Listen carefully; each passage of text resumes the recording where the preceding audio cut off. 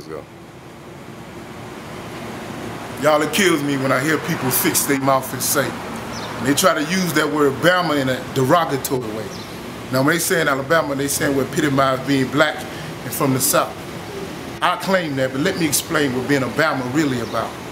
You see, Alabama was known as the heart of Dixie. That's what black folks always had at heart.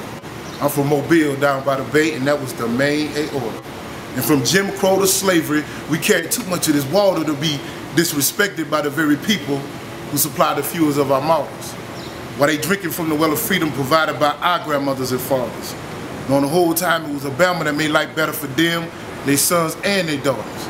So when you hating on Alabama, you really blocking what was your own blessings. Keep game.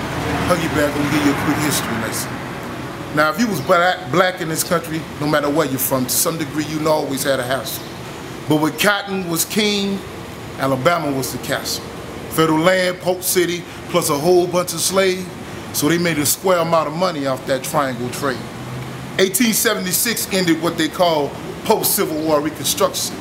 Last of the Union troops left the South, and the KKK went on a path of destruction. And that sparked the first migration of exodus blacks heading toward that Mason-Dixie line. Couldn't take away white folks were treating them in the South, so they left everything they ever loved and knew behind. But the irony situation is most of them got up north, weren't treated too much better. Disenfranchised, segregated, underpaid, now they gotta deal with that cold, cold weather. So eventually over time in the South, what you pretty much had left was the strongest, most oppressed, hardest working people on this planet, searching for knowledge and worth of self. And they wouldn't let us go to their colleges. So we started our own HBCUs. And we missed the pain of our struggle with our Negro spirituals, and we created this music called blues. And it was Bama's like W.C. Handy that gave it to the world to use.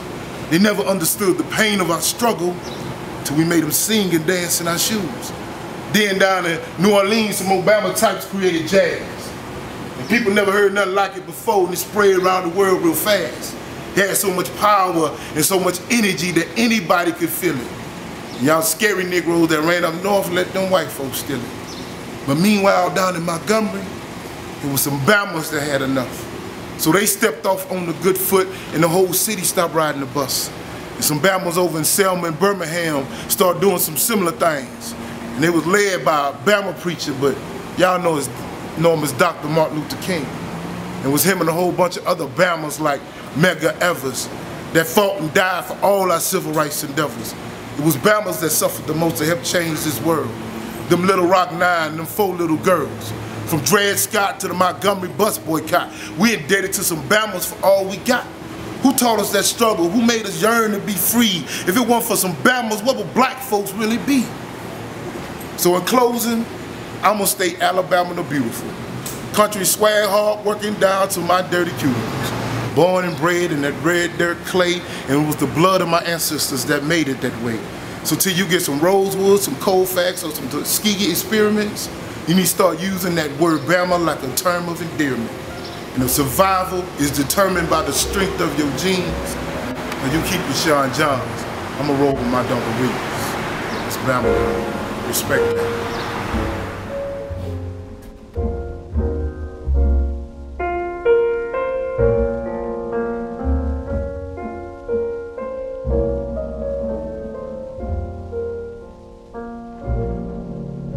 Southern trees bear a strange fruit, blood on the leaves and blood at the root, black bodies swinging in the southern breeze, strange fruit hanging from the poplar tree.